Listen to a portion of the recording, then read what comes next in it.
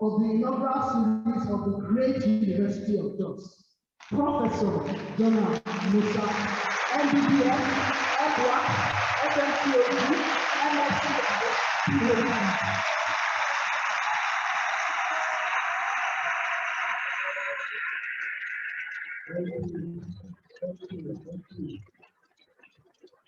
Thank you.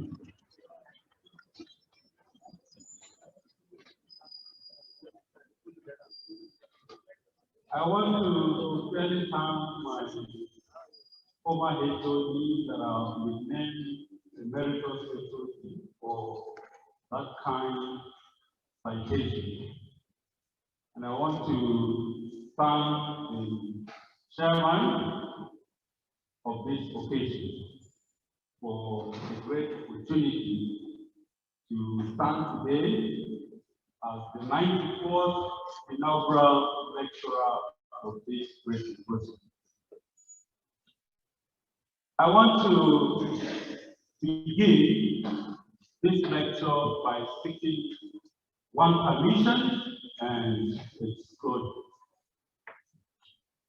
The permission I'm seeking from the chairman, sir, because of time, I will want to stand on the protocol that has been set for this event. The other one has to do with acknowledgement. I found that this happened to be the most difficult part of writing this lecture. I wrote my acknowledgement several times, had to review, and I discovered that I was going to write the whole book.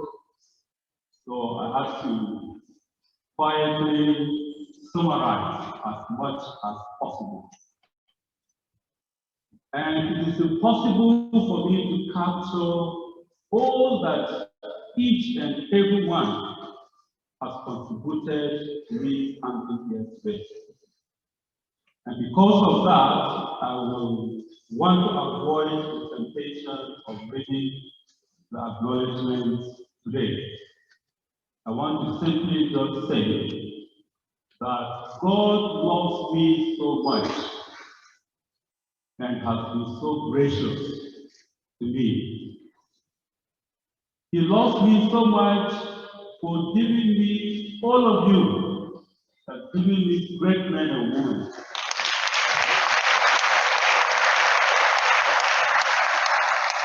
God bless me with very good parents, good aunts, good brothers and sisters, good pastors, teachers from primary school, up to today that I am still in the seat. Professor Uja, Professor Sage, and still in the seat. I'm also mentoring others. Many of you are here, I can't list out your names. I must recognize my former dean who admitted me to the Faculty of Medicine, Professor Al-Hassan Yakubu. I'm so excited that he's here. My classmates, my friends, I just want to simply say, I thank you all because God positioned you at various points in my career growth to help me. And I want to thank all of you because you were there to help me. And it is because you helped me, that is why I'm standing here today.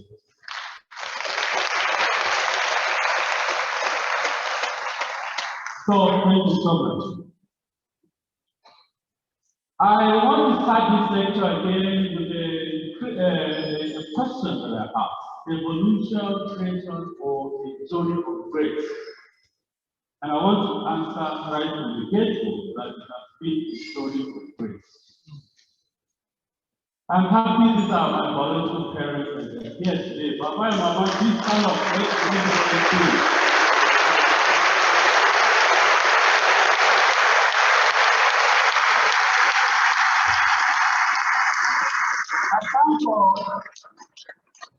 Because this gentleman and gentlewoman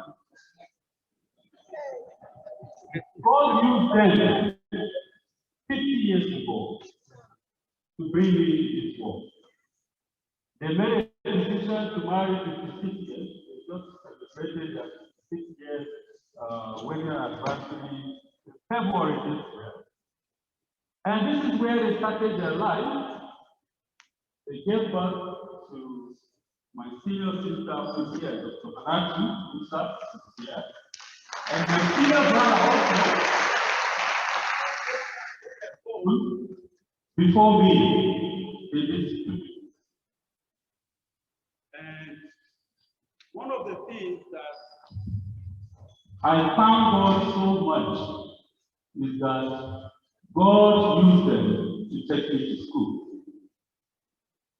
It is very easy for you to see the inaugural lecturer there. That's me. I look very weird.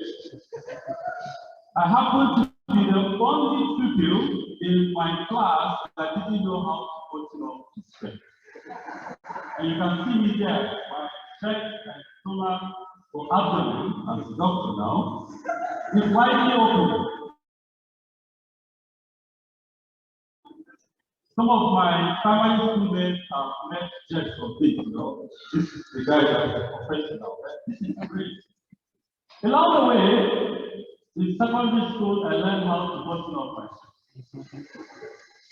And in 1995, I made it into the list of graduating doctors at Ahmadu Bello University. And I'm happy the person who graduated is here today. That's why I'm so excited by your friendship. And some of my classmates are also here today. Thank you very much for all the support. So, as raised in my citation, I had to struggle as a young doctor with a decision to either do residency or not. At this point, you can see how handsome I was. Well paid, and I had a job. So the decision was, look, would you go and do residency or not? But I had to make that decision. And God helped me. Between 1999 and 2004, I qualified as a fellow of the South College of Surgeons. That is my senior friend there. The year Dr. Kip, the former House of Reps, that team there. The year he left ABU, that was the year I was admitted to ABU. But we did residency together. I was always treating him as my senior brother. And he always would call me Yaro Bacteria. And we related very well with the consciousness that he inspired my team. Because one tradition I have is that when you senior you 1 year in medical school, you are my senior for life, no matter what. So I still treat him with due respect as my senior teacher in Zaria, and we stayed together in Cotonou 2004. So I made it as a fellow of the research studies. And at that point, I thought that I had everything I needed. I had bread, I had water.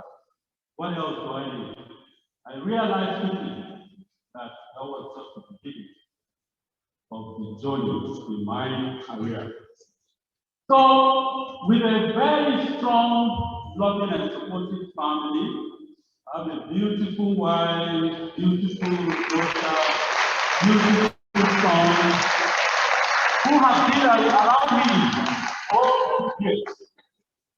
Today, I'm the 94th lecturer in this great university. And I want to thank all of you for giving me this opportunity. So the task before me today, people have asked questions. What is it about this cancer that is sexually transmissible? And others have also asked me, what is the issue of miracle of cure versus miracle of prevention? And my responses have always been that, look, come here today and I'll try to answer your question. And that is what I'm set to do in the next few minutes. And I hope to answer your questions by going through these objectives. Number one is to give us an overview of the global body of cervical cancer in relationship with HIV. And let me just disclose it now that this sexually transmissible cancer that we're talking about is cervical cancer, and we'll look at it. And then I'll present the epidemiologic evidence of infection as the cause of this cancer. And then I will spend some time highlighting my specific contributions to understanding how to prevent this cancer in the community and even globally. The last objective is that all of us here will be able to answer for ourselves the question whether we should invest in pursuing a miracle for cure or to invest in prevention. So,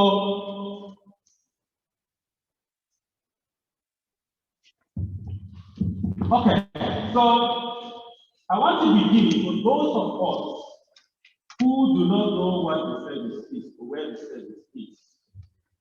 Only women have service. So the whole lecture today is about women. Cervical cancer is therefore a female-specific cancer. And this is the body of the uterus that nurtures the baby, and then this lowermost part is what we call the cervix. You can see it here. Literally, we call it the mouth of the womb. That is the anatomical area that opens during labor for the baby to exit through the birth canal. So that is the cervix there, and we can see it during a pelvic examination. So as soon as a young woman, a young girl, starts to have sexual intercourse, this virus, called the human papilloma virus, will infect the cervix. Most women will get infected with this virus. But majority of the women will clear off the virus from the cervix, and it doesn't cause any harm. But once the virus persists in the cervical tissue, it begins to change the cells. So there's some cellular transformations, as you can see here. Some of these white things that you see on the cervix, those are cellular transformations that is caused by the persistence of the human papilloma virus. And during this process, you wouldn't have any symptoms. Most women will not have any symptoms. They won't feel anything. But the changes are there. That is why you have to go for pelvic examination, cervical cancer screening, for us to be able to detect these changes. So when it goes on, this is a normal cervix. Then it transits to what we call low-grade cervical intraepithelial epithelium. And then it goes into high grade. You can see the density of the changes here is more than this. By the time we get to this point, you can see blood vessels and discharge begin to come out. Foul-smelling discharge, the woman having sex and seeing blood coming out. At that point, we are already beginning to talk about the miracle of cure. So you see, this is sperm cancer. This picture here, this is sperm cancer that has occupied the entire cervix, through the erotic vaginal walls. And I tell you, at this point, it is truly a miracle of cure that you are pursuing. So that is what cervical cancer is. So in terms of overview, cancer is one of the commonest cancers that affects women the world over. In fact, it is rated as the second commonest cancer that affects women after breast cancer. And you will see later on that it is one of the top cancers, even when you put all cancers together globally. The sad thing about this cancer is that we know what causes it. We know the natural history of this cancer. So it is entirely preventable. But we still have many women dying of it every day. Countries that have taken the prevention campaign seriously, they in the incidence as well as the overall volume of cervical cancer. But in developing countries, including our dear country, Nigeria, this is still the nightmare, and a lot of women are still dying. So I'll give us a brief statistics about the global body, as well as the contributing factors. So this is a report 2018, and it's still one of the updated data about the global burden of breast cancer. Over 570,000 new cases of cervical cancer are reported every year globally.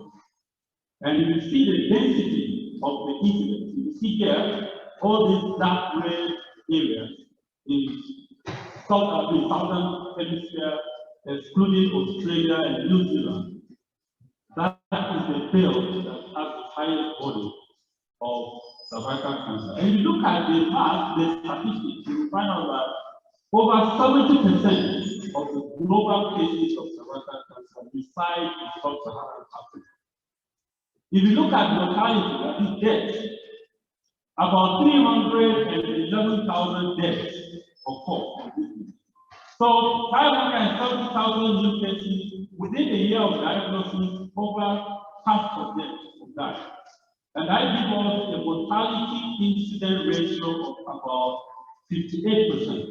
So 58% of women who have this cancer will die within the first year of diagnosis. So it's a big problem. I don't expect you to follow this heat map, but the message I want to pass across here is that in Nigeria, cervical cancer is ranked as number 2, whereas globally it ranked number 7, but in Nigeria it ranks number 2. Then coming back home in Nigeria, every year about 14,000 new cases of cervical cancer occur, and over 8,000 of them die within the first year of life. Again, giving us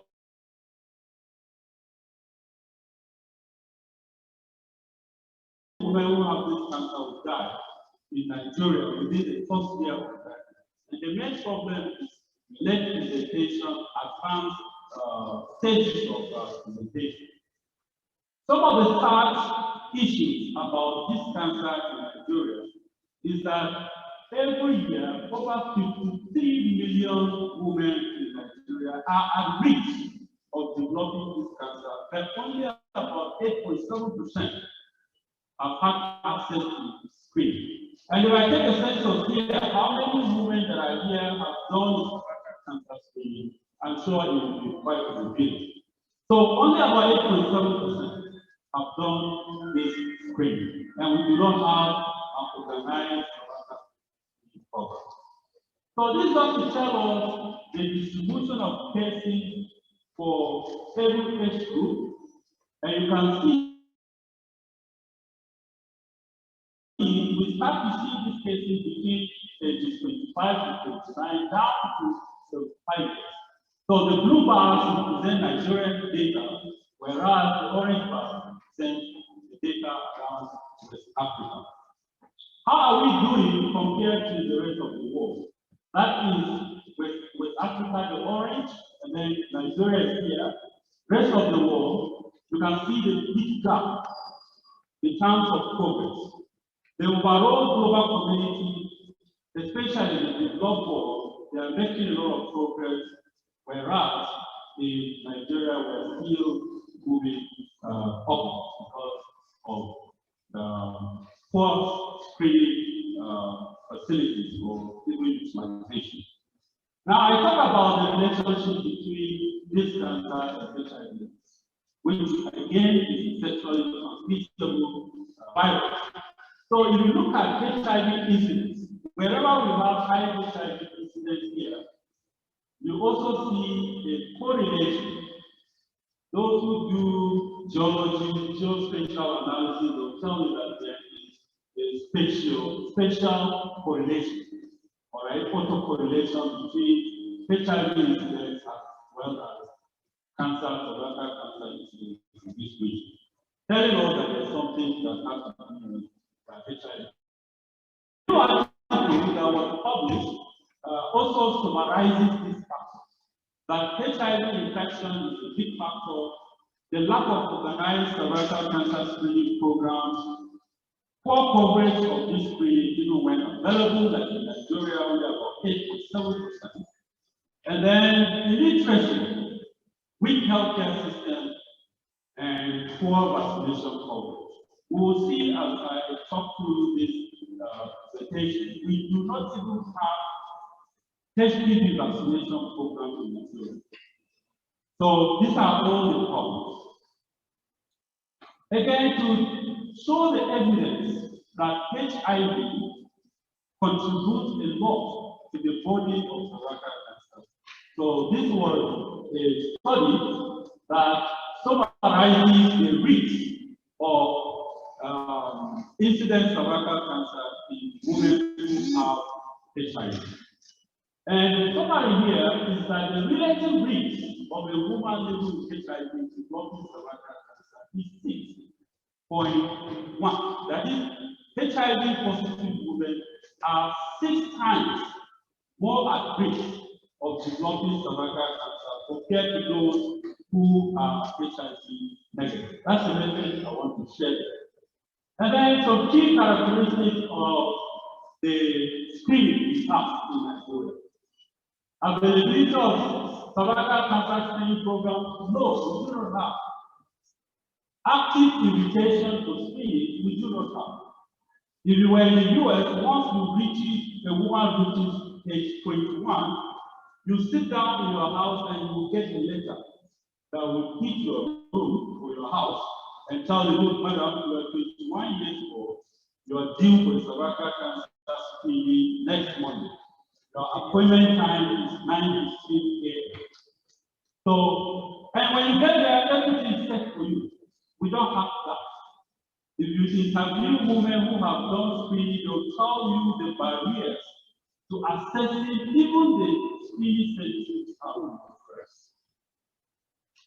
We do not know the age at which women is screened. But one of my contributions, which I'm going to share today, is that we have that information now, at least for the very few cervical cancer screening database. So I will switch gear now to try to give us the epidemiologic evidence of infection at the cause of cervical cancer. And this gentleman here, Paul, the virologist, German virologist, and he is the one that discovered the human papillomaviruses in 1983 when he discovered type 16. And a year after, he discovered the type 18. And up to today, these are the most predominant human papillomaviruses that are put into cervical cancer. And of course, he was the Nobel Prize winner in physiology of medicine in 2008. It was his legendary work that led us now to have a better understanding of the causal relationship for cervical cancer. And this has really driven further research to developing human papillomavirus vaccines, and we're making a lot of progress today. So, thanks to our passion.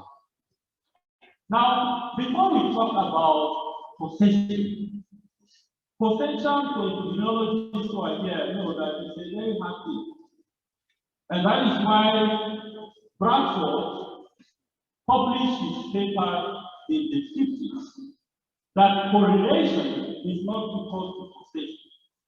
The fact that you hear the rooster crows in the morning and the sun rises does not mean that it is the rooster that caused the sun to rise, but they are correlated. Now, every morning you listen, when the rooster starts crowing, before the sun rises. That's the correlation, it's not a causation. So he helps us to understand certain criteria that must be fulfilled for us to attribute causality. And one of it is the strength of the association, the issue of biological possibility. Does it make sense? There are certain things that are associated, but it doesn't make any biological sense. So in that sense, you may not say they are causally related. And then the issue of temporality. Did it happen? Was this person exposed to this event before the outcome was seen? If you have that, then you have to attribute causality. So, with respect to cervical cancer, this has been well established, beyond doubt. Since 1999, the work of Walbunas showed that in almost 99.99% of patients who have cervical cancer, they found the DNA of human papillomavirus in those tissues. So, if you look at the epidemiologic models of possession, we have what we call necessary factors and sufficient factors. Sufficient factors are those factors that could be there, but they are not enough to drive the process to cervical cancer development. But the necessary factors are those factors that we see all through. For example, if you look at this pie, there's A here. So it's a necessary factor. That means it must be there for the cycle to be completed, and then it tries the process of assimilation. And that is the particle that we're talking about here. High-risk human papillomavirus. It must be there. And that is why it is a necessary factor in the causal pathway for cervical cancer development. This article again gave us a lot of evidence to support this causal relationship. If you look at cancer of the cervix here, DNA PCR was isolated in 100%.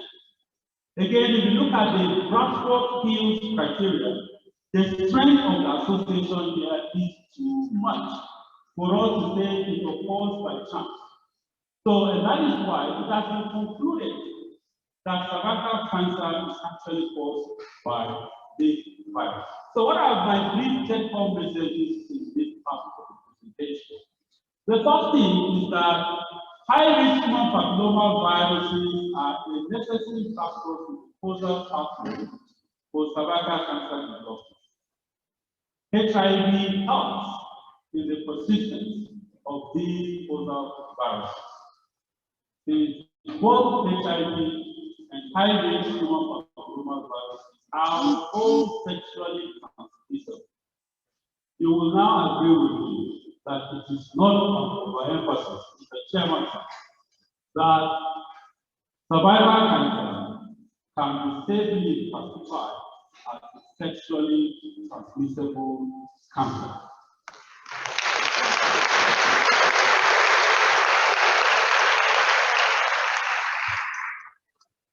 Having established it, I will want to quickly move to my own specific contributions to the science of this disease.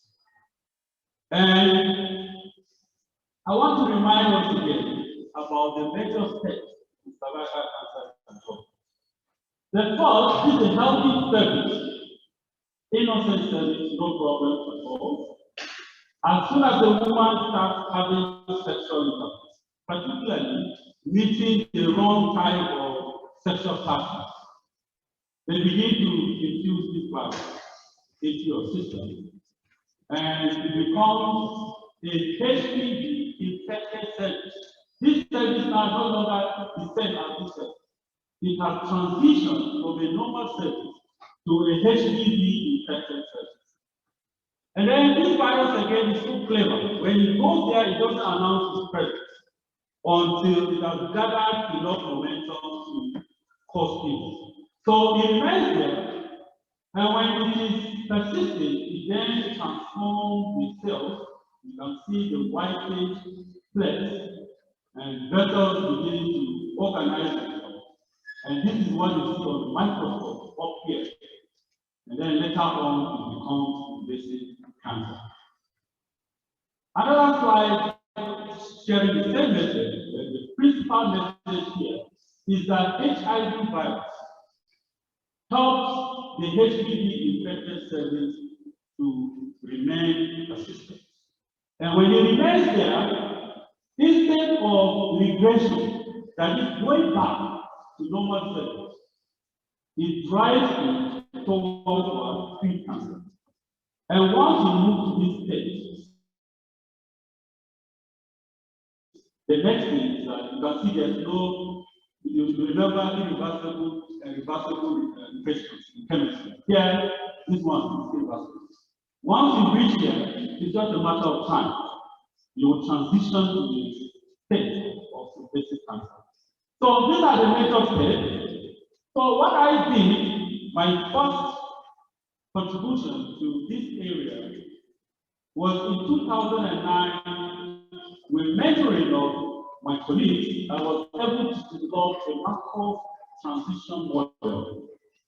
Because of time, I will not be able to explain everything about macro.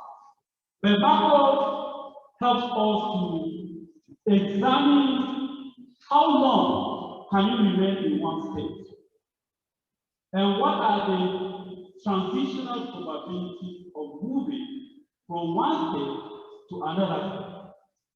And if you remain at this state, what are the things that are needed to keep you in this state before you graduate to another state? Of course, this state here, for those who are following me, is definitely more severe than this state. And then, of course, by the time you move to the state of invasive cancer, it depends on a lot of factors. Availability of treatment, infrastructure, do we have all the tests to treat? That can determine how long you will stay here. But we all know that if you move from this stage to cancer stage, you know nobody will reverse you from this point. So once you move to that, you remain there. That's why you see there's no arrow there. There's no this circular path. If you go here, that's it. So based on this macro model, I use it to structure some of my research, and I'll be sharing the findings with us as we go. The first part, I dwell on knowing what happens to women in this stage and how they move through up to the time they develop invasive cancer and how long they stay there. So for the rest of my talk, I'll be sharing some of the specific contributions in that aspect. So in 2010, I look at women who have HIV and are receiving antiretroviral medications in our HIV clinic. And I have to give thanks to the AP supported project. Some of them are listening to me by Zoom, so I thank you so much for all the support. So we tested their the status of high-risk HPV, the women who have normal cervical cytology. And the motivation for doing this is that we will see HIV-infected women. They will do a pap smear, and the results come out as normal. 2-3 years down the line, they present to you in the clinic with frank invasive cancer. So the question is it that the pap smear is missing something? So we decided to hypothesize that, look, let's know their their high risk HPV status. And when we did the study, we actually found that the prevalence of high risk HPVs in women who have normal cervical cytology and are HIV positive was 44.9%, about 5%. So we followed these women over a period of about 2 years to look at the risk of transition to higher grade. And we found that HIV-infected women who have high risk HPV have a fourfold higher hazard of transition to severe dysplasia and invasive cancer. So what did we learn from these two studies? The first thing is that the prevalence of high-risk human papilloma virus is high in women living with HIV, even with normal cervical cytology. Prevalence of 5% is quite high. So we recommended from the follow-up study that any colposcopic examination should be done in HIV-infected women with normal cervical cytology if high-risk HPV is detected. And while I was writing these reports to publish, there was a study that was published in called the Athena trial, which shows that women who have normal cervical cytology, when they subjected them to colposcopic examination based on their HPV status, they found high-grade cervical lesions that were missed by cervical cytology in over 15% of cases. And because of this addition to knowledge, we have a WHO guidelines that is recommending HPV cervical cytology for testing. So people are recommending that, in fact, if women can do safe testing for high-risk HPV, it is more sensitive in detecting high-grade cervical lesions compared to just conventional cytology.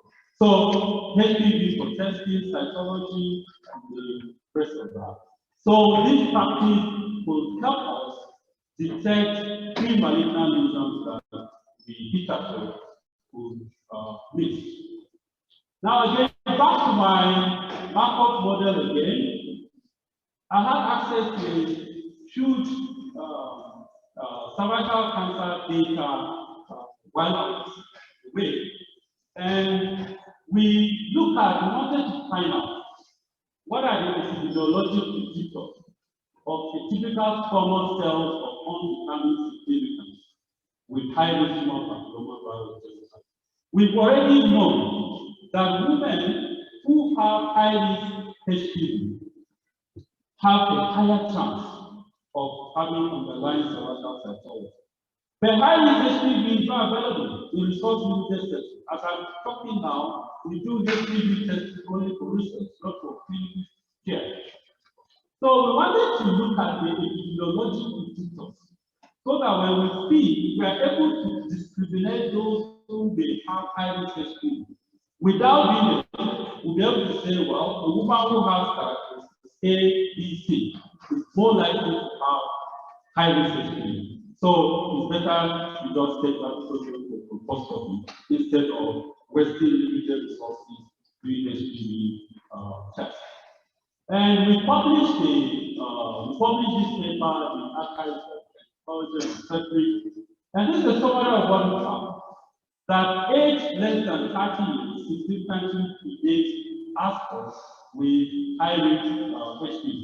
So if you look at those who have high risk HPV here, you can see the median age significantly lower compared to those who were greater than 30 years. And this is the adjusted analysis here. So they were 4.6 times more likely to have high risk. So if you look at that,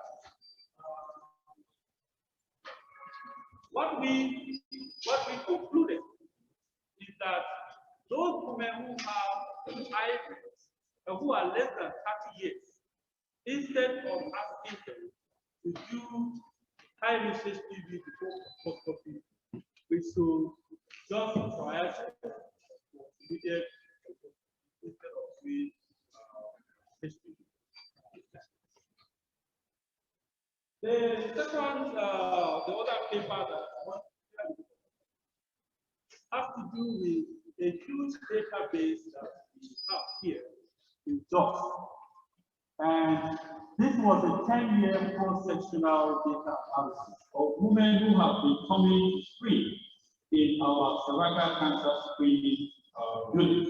Thanks to the former Minister of Health, Professor Isaac Adoni, most likely is listening to me by Zoom right now, and Professor P.H. Daru, one of my bosses in oncology unit, and then former CMD, Professor Isaac Palm. They were the pioneers that supported the setting of this Operation Stop Cervical Cancer Unit in 2006, supported by ExxonMobil. So we use the 10-year data to analyze, and the major objective was that we wanted to find out the age at which women initiate cervical cancer screening, and whether HIV contributes to that, and what happens in terms of the outcomes. So when we did our analysis, we found out that women who have HIV, they tended to initiate cervical cancer screening at a relatively younger age compared to those who were HIV. And we can easily explain this. HIV positive patients, when they see the patient, they are likely going to receive the instrumentation because they have this active rate of the disease. So they initiate screening much later compared to those who are HIV. We also try to look at the correlation between the severity of cervical cytology outcome and the age at which they initiate screening. And we found out that the later women initiate screening, the higher the probability of having severe abnormal cervical cytology outcome. So those are the principal messages we found out. So what is the meaning and implication for this? First, we found that the mean age for cervical cancer screening application is 37 years.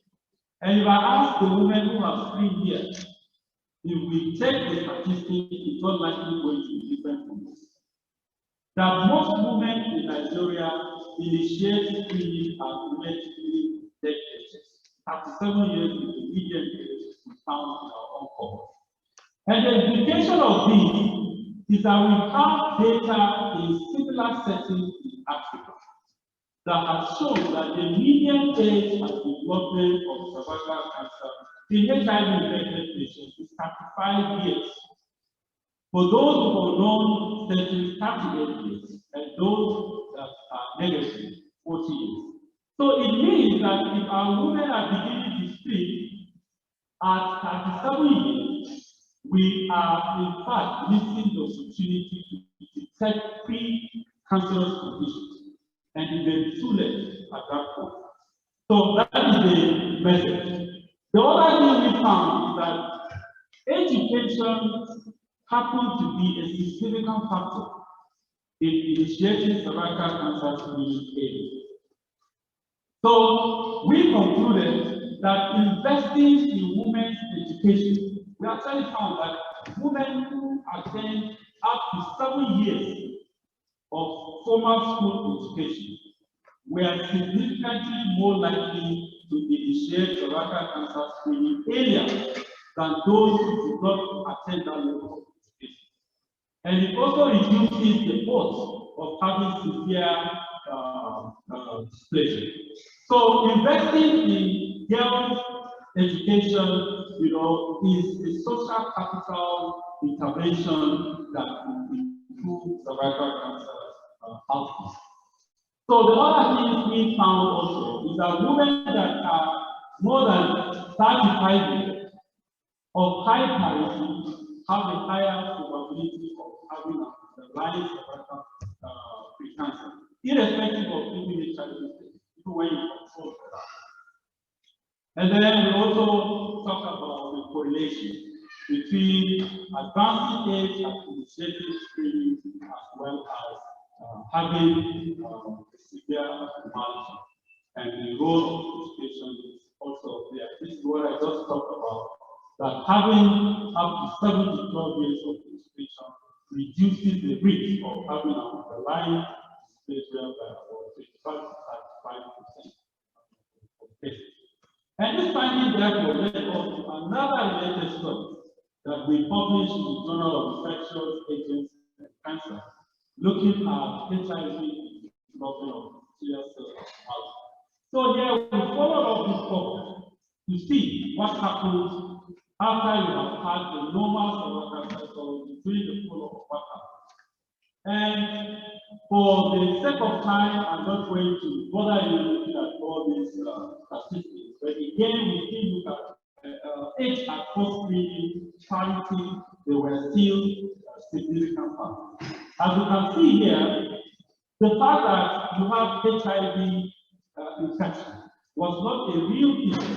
And the factor here was that most of our patients have been on successful antiretroviral therapy, very good biological suppression, optimal physical count. So there was no difference. But you see age here, you can see there was clear separation between those who were younger than 35 and those who were less than 35, up to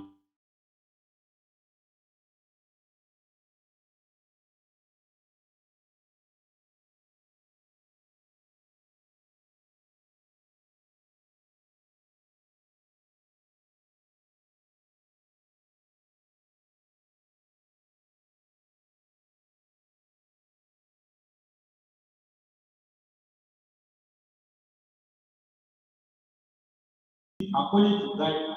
At least society should be interested in testing for screening for at least 1. And that age should be at least before 35 years. Because at that point, the probability of having higher risk is quite high.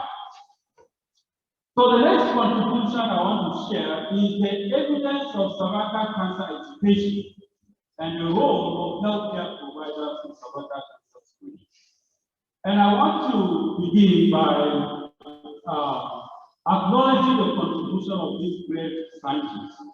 George Nicholas.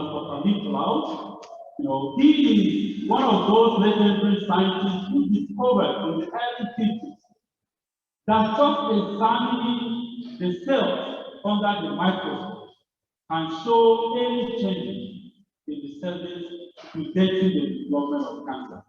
And I want to thank one of our great teachers here, Professor Barnabas Mandong, who has been a teacher to many of us in pathology, and they have championed the diagnosis of all the things we are talking about here today.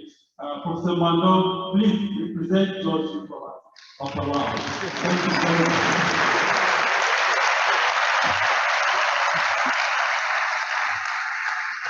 So, since this Nobel work in the 1850s, this man died before receiving his Nobel Prize.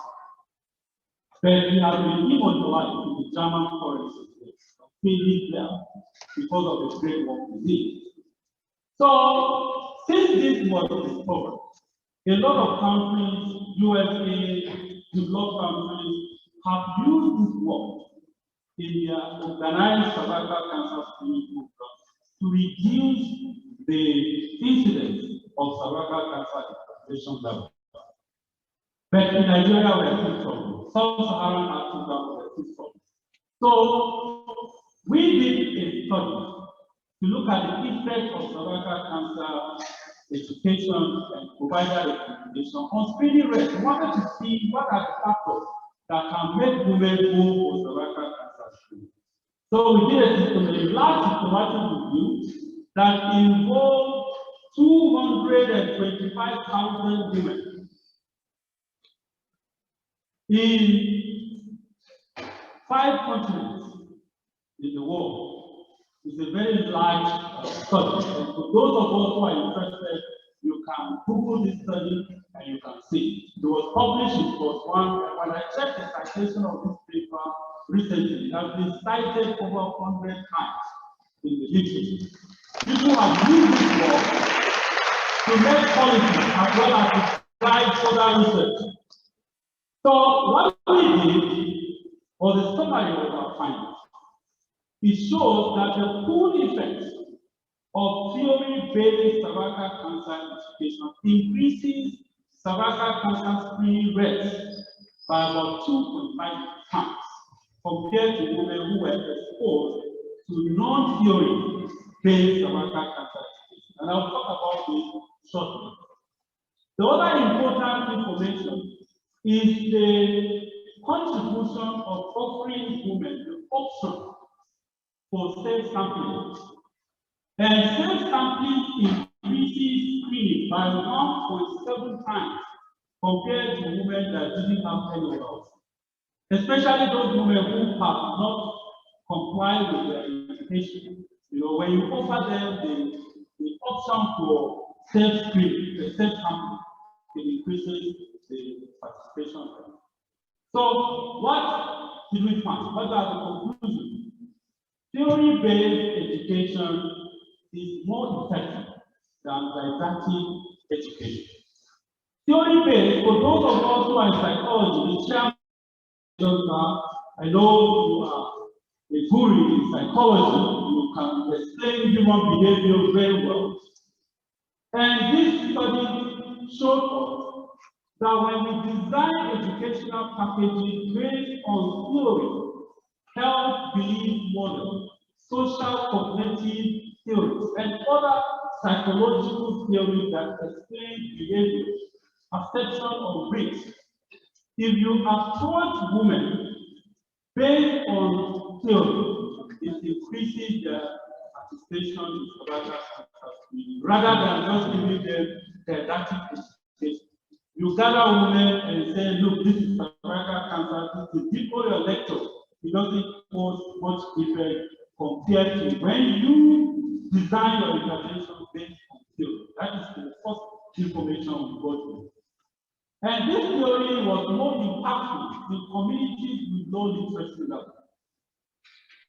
And then again, offering an option for self-sampling improves cervical cancer screening. And I tell you that these findings are being incorporated into guidelines now. A lot of guidelines are talking about self-sampling. People are designing more tools to give women, look, go in the comfort of their room, sample yourself, take your sample, and then mail it to the hospital. They will examine it. If there are problems, they invite you. Because a lot of women, particularly in northern Nigeria, you know, they are advanced to a doctor examining it. They can't go and expose themselves. So if we design this option of allowing women have access to self-sampling, they tend to participate. So that is the message we found in this paper. The second thing is that we look at the role of providers in terms of offering recommendation, which in behavioral science again we call it cues to action. You know, we see patients every day, but at the end of the day, before a patient will sit down and you talk to her, you've already written a prescription, but we are expected as healthcare providers to always give cues to action. Madam, have you had your cervical cancer screening? I've seen these risk factors in you. Here is a letter. Take it to Dr. Musa. He will examine you and he will tell you how to do it. That's a cue to action. Women will do it. But when you interact with women, you don't ask them any questions, but how will they know about it? So this paper tells us that we as providers, healthcare providers, nurses, pharmacists, doctors, gynecologists, everybody is a stakeholder in this. We should make recommendations. And what we found is that women who have HIV were again significantly more likely to receive a recommendation for a cervical cancer screening compared to women who were HIV infected. And the magnitude of that effect was 2.35, and it was very significant. So in terms of policy, we concluded that health systems should be designed to facilitate provider engagement and provision of necessary counseling for cervical cancer screening in the course of routine care.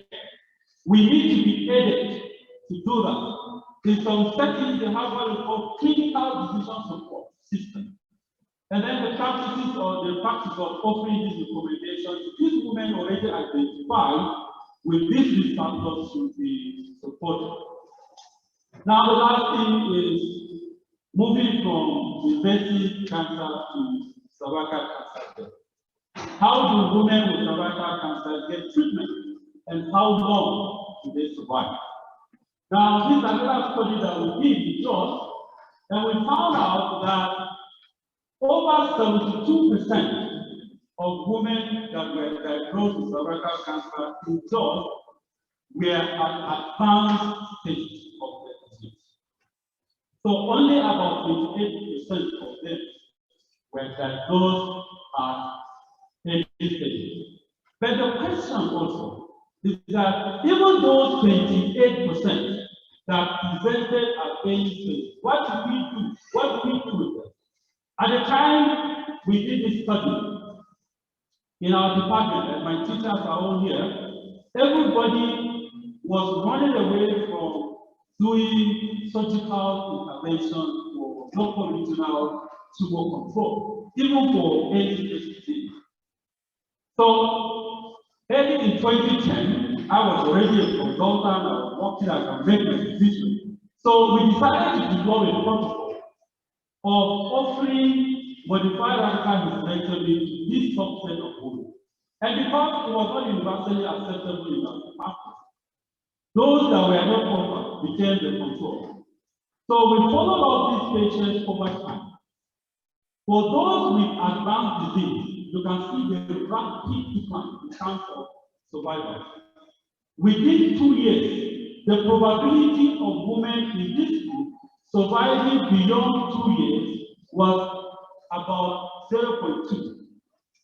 So less than 20% of these women will survive after 2 years or beyond.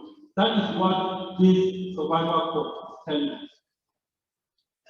Now, when you look at the predictors of early mortality, we found that baseline anemia, advanced diseases were all predictors of rapid decline in survival.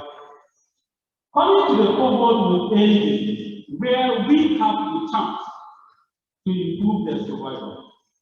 Those women who we offer them local regional tumor control with surgery had a longer survival time compared to the same cohort of women.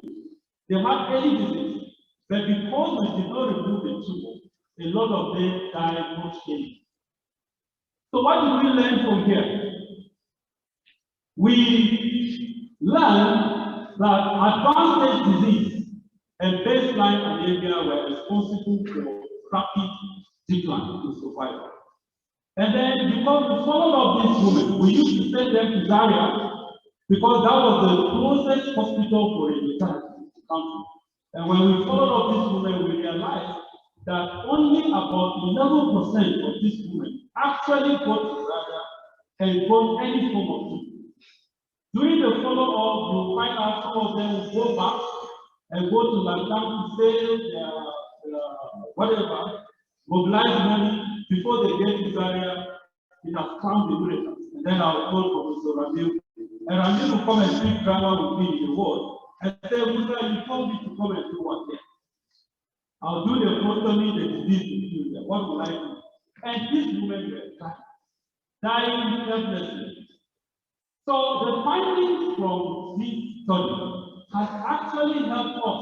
Now in our department, we have an agreed protocol that if we diagnose women with any cervical cancer, we should be able to do modified radical hysterectomy because it improves their survival. If we do it and require the patient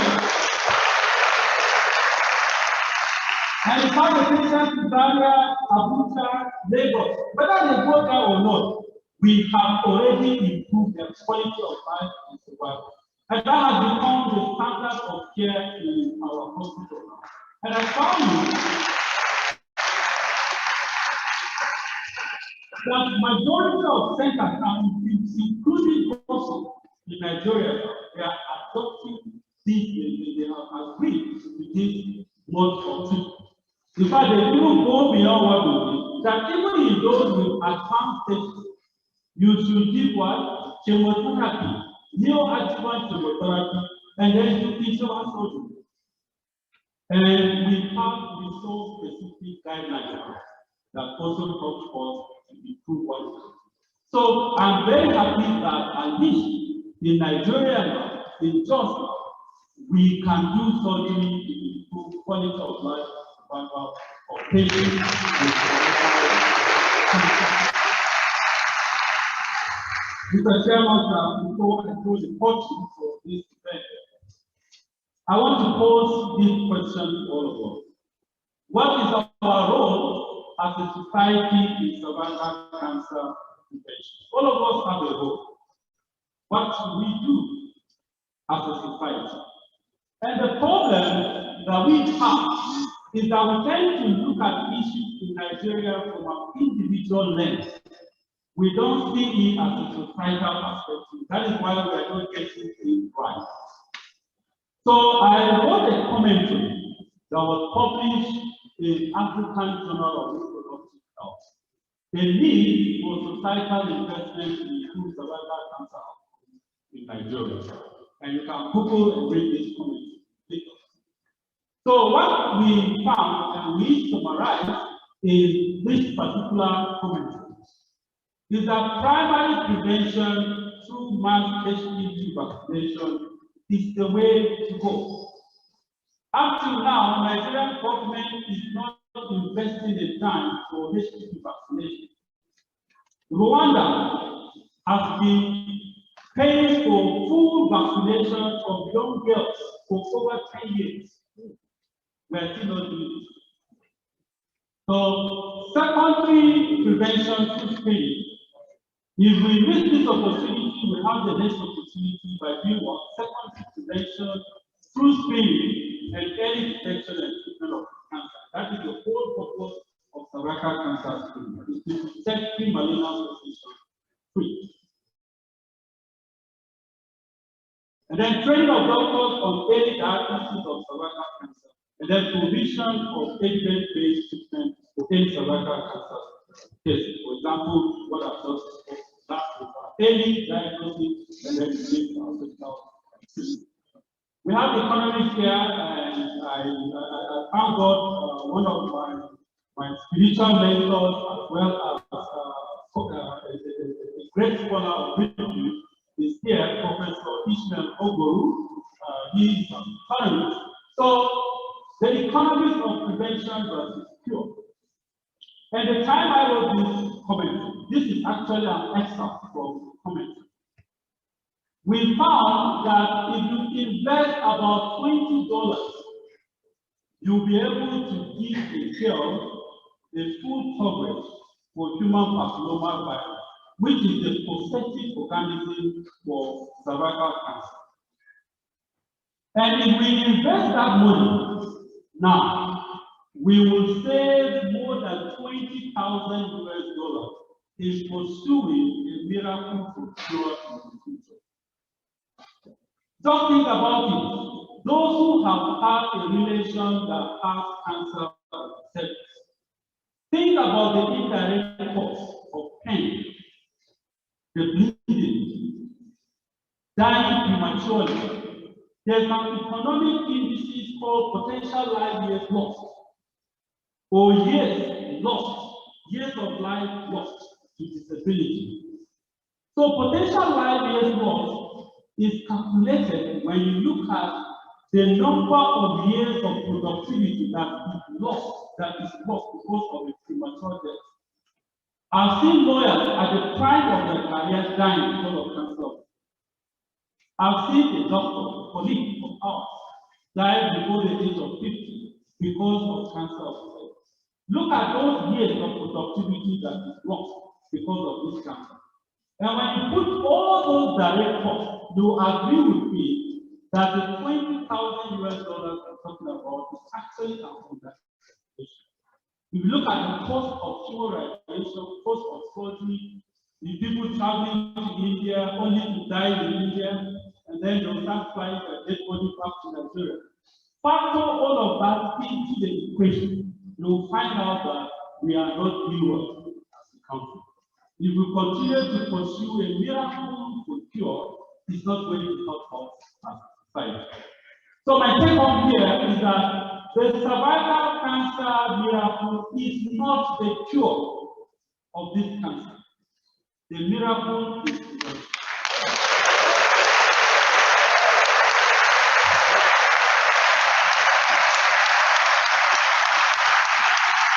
So let us invest in prevention. Ladies and gentlemen, members of the press, public, members of the government officials listening, let us invest in prevention. So we give this job, not the job of COVID-19, but human papilloma. This is what we will do. We will send the human papilloma virus. So that is what we should do as a society if we want to make progress. The second lesson is think about Judge Nicholas Apostolic. Do any detection and then you can treat. And I want to round off by giving my future research plans. I talked to Mr. Vice Chancellor before, and I need to thank you at this point for appointing me into the professorial position 3.5 years ago. But as I mentioned, I'm standing here as a professor, but I also see myself as a teacher. I'm still growing. This is not the end of my career. That is why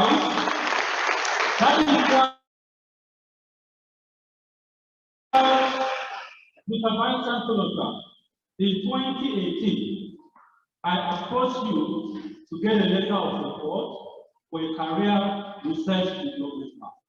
And you graciously wrote a strong letter of support for me to complete the application of that grant.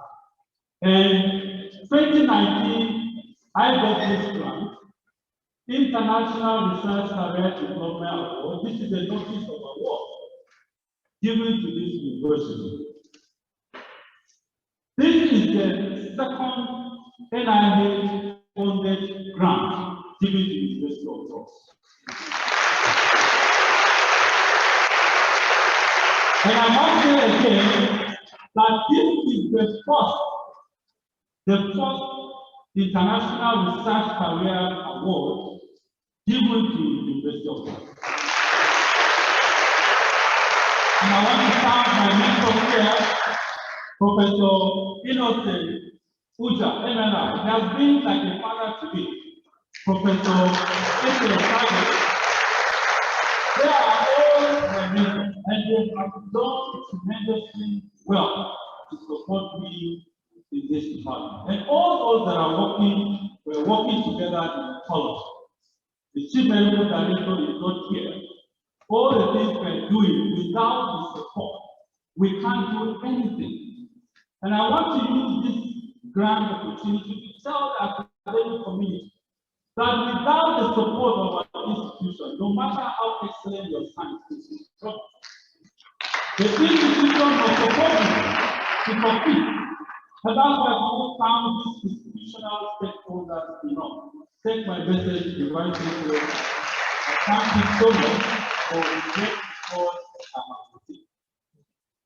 I won't go into any details, but this is briefly what this research is all about. This is the human papillomavirus particle here. When it enters into the cervical cell, two things will happen. It's either something flushes it out and you have clearance, free cells. Or if it persists, it continues to multiply and move to this level until cancer is born. And the factors that are not going to account for whether there is clearance or persistence are the community state types, microbiome, so cytokines, and several other factors that are working at the level of the cells to mediate rapid clearance or persistence. So the study or my career development award is conceptualized to understand the factors that will lead to HPV persistence or HPV clearance. If we know this, then we'll be able to translate this information into developing therapeutic vaccines. We can make therapeutic hypotheses, diagnostic hypotheses, and improve early detection and treatment of this cancer. So this is briefly what I'm currently doing right now.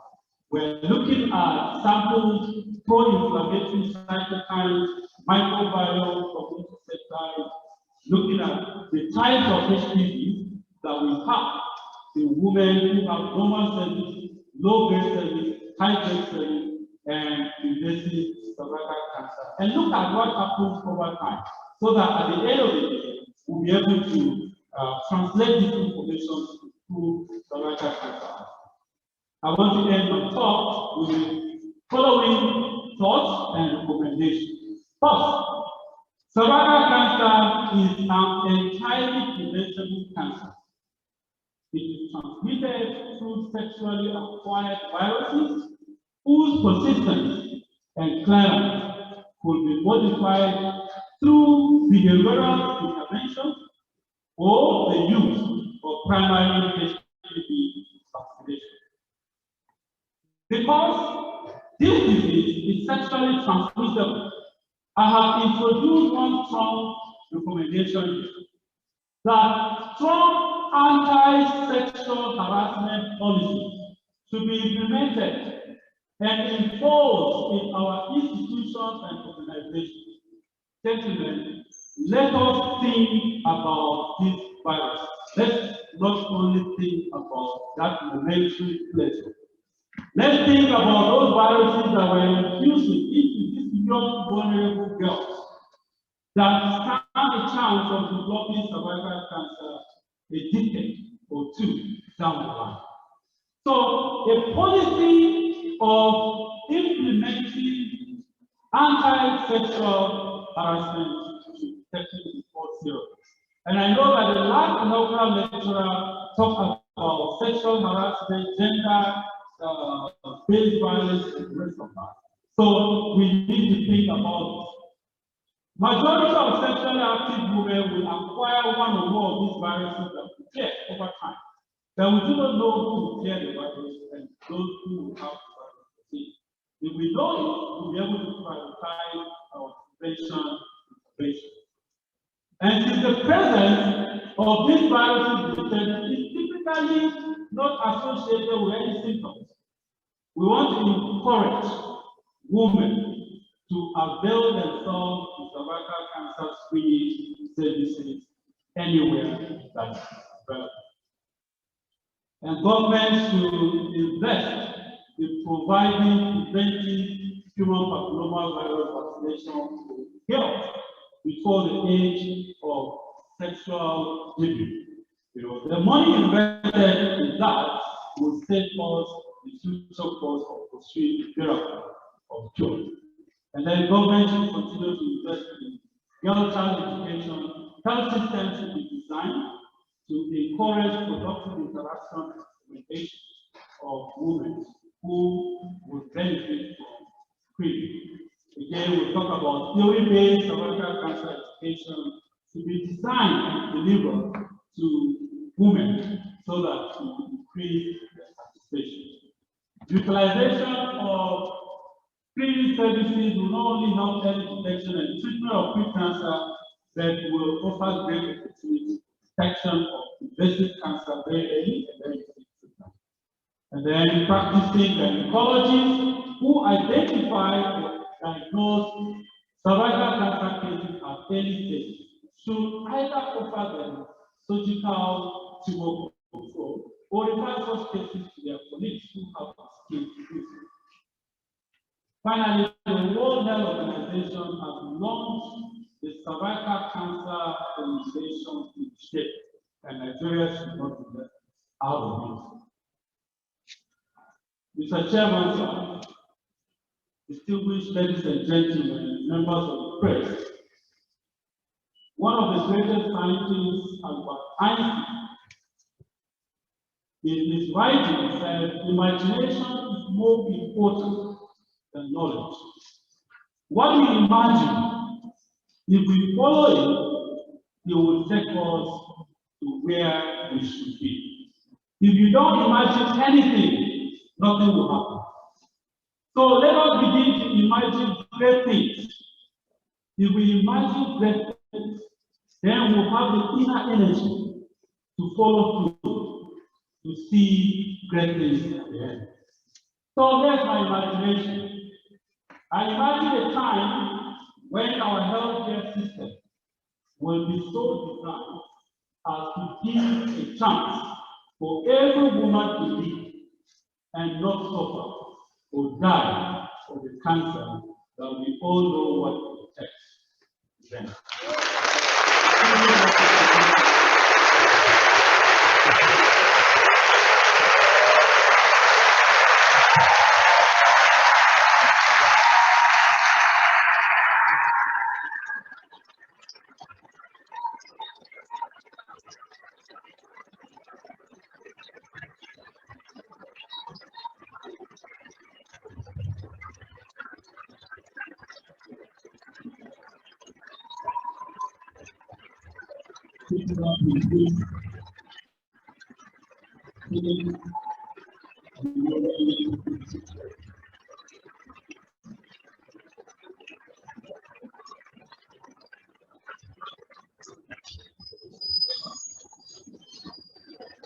Ladies and gentlemen,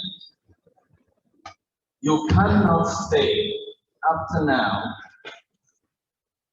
like we will speak in our line here, and Jonah Mutase is the professor. You can't say that. He has professed.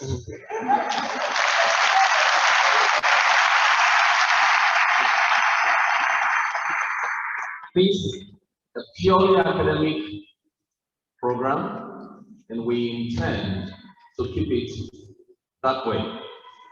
Shortly, I will be inviting the Vice Chancellor to be represented by the Deputy Vice Chancellor at B, who will be presenting the gifts of the Vice Chancellor to the inaugural lecture. But please, we have a concern. As chairman of the inaugural lecture series, I am worried that this kind of very serious research can be done, and a professor who is not just a professor, I don't think there's a professor who just and he says he's a professor. It's not beat on the street, and they will do this kind of very serious work and come here, profess, let us know what they found out, and we finish, and it just ends with us here, and we just go away. We clap our hands, and that's it.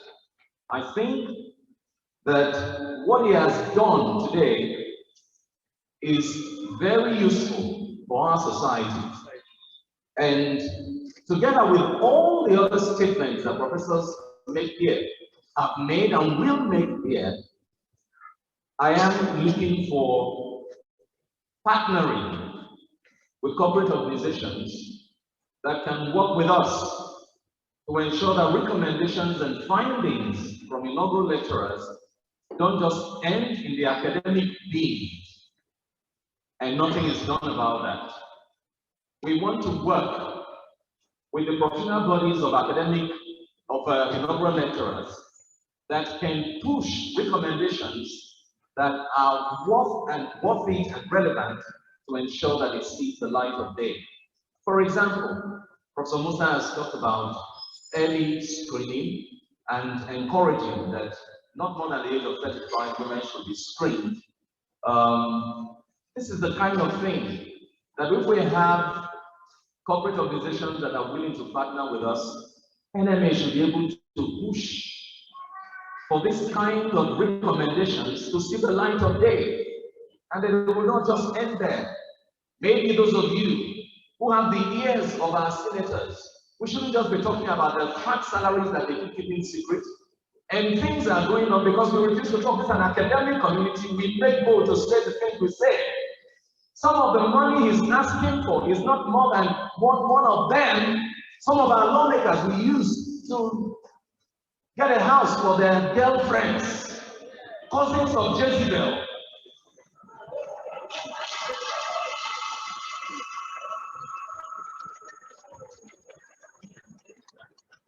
I'd like to insist that such well-researched findings that are documented should not end in the academic dustbin.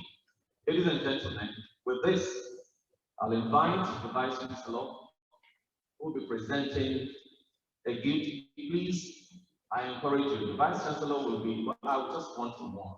He will be presenting what looks fat. It's not money. Don't follow Professor Musa. It's not money. And of course, I'd like his wife and children to stand up and come to the stage because he will never have been able to do this without them. And then I respectfully ask Vice to please come and do the needful now.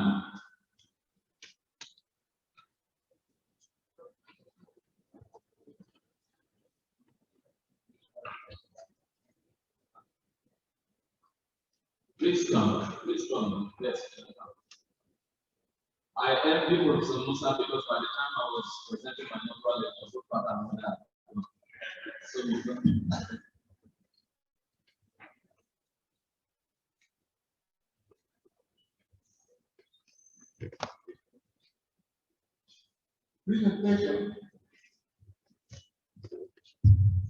Presentation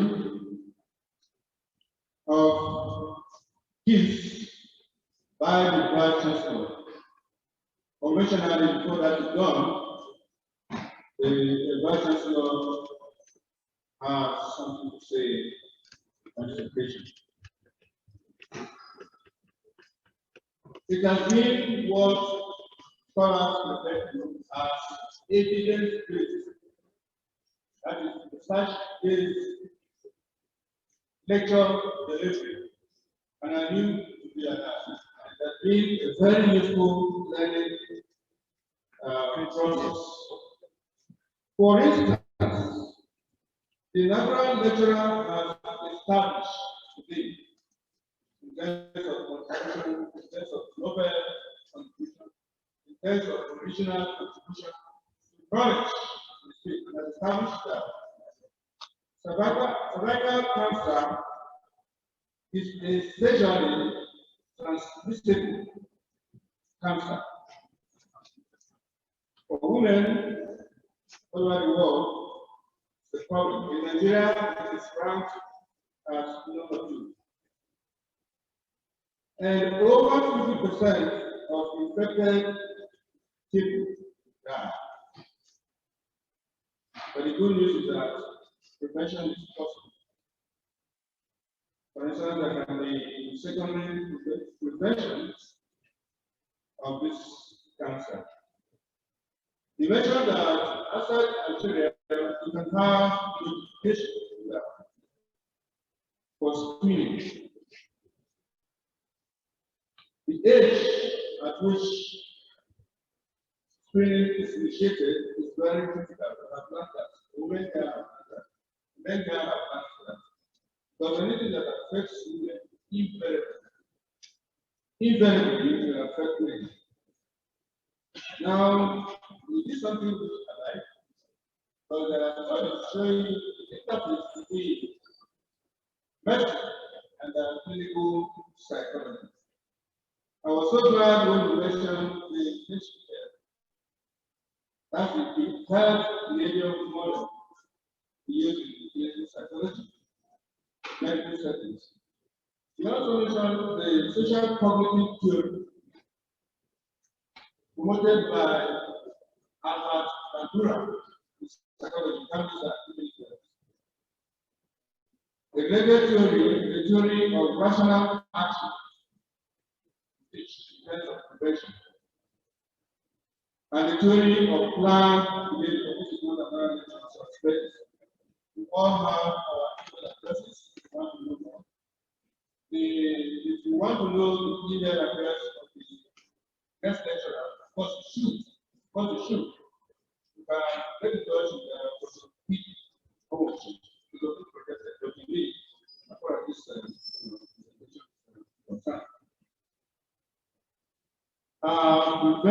prevention, they say, is better than care. I see major levels of prevention with psychology, and I believe investment is very important. For some people, I see that, like you said at the beginning, translate is right. At this point, before talking of the presentation of it, let us all rise and give happy prevention to this wonderful time.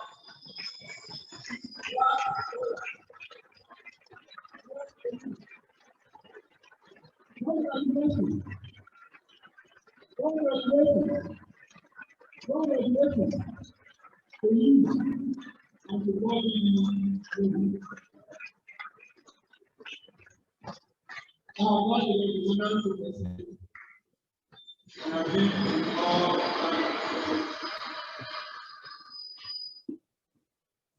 this is the time to present something to show that this is a job well done.